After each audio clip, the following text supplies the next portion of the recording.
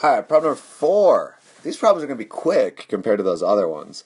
Your copy of this looks kind of poopy, so you might not be able to see your graphs very well. So maybe compare them to these right here if you need to. I'm going to do all 4 of these together because they are so quick. So here's the idea. We want to graph the reciprocal of this function.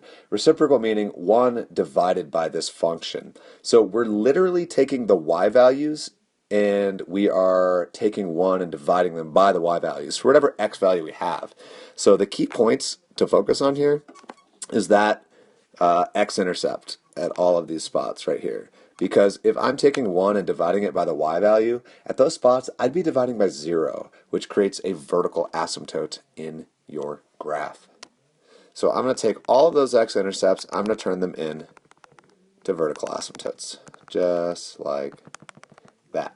Okay, and now again I'm literally doing 1 divided by the y values of the graph you see. So if I take 1 divided by a negative number, I'm going to get a negative number. So to the left of that left asymptote, since those y values are negative, the graph is below the x-axis, my reciprocal function has to be below the x-axis, negative like that. Okay.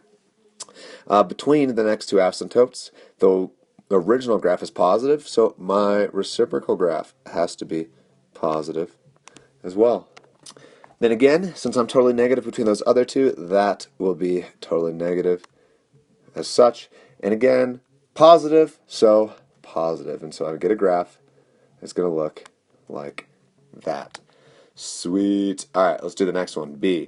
That's going to be like literally the same exact thing. It just has different x values.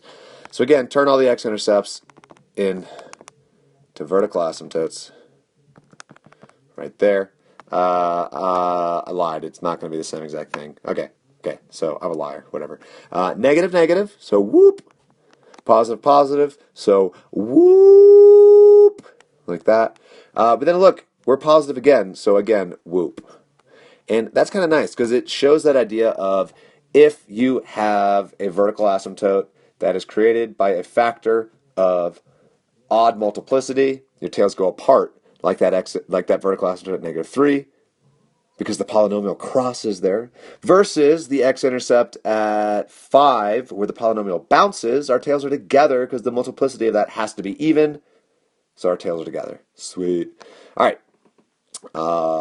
Hey look, 25%. My iPad battery was low, which means it's even lower now. So I hope I can finish these videos. Let's do C.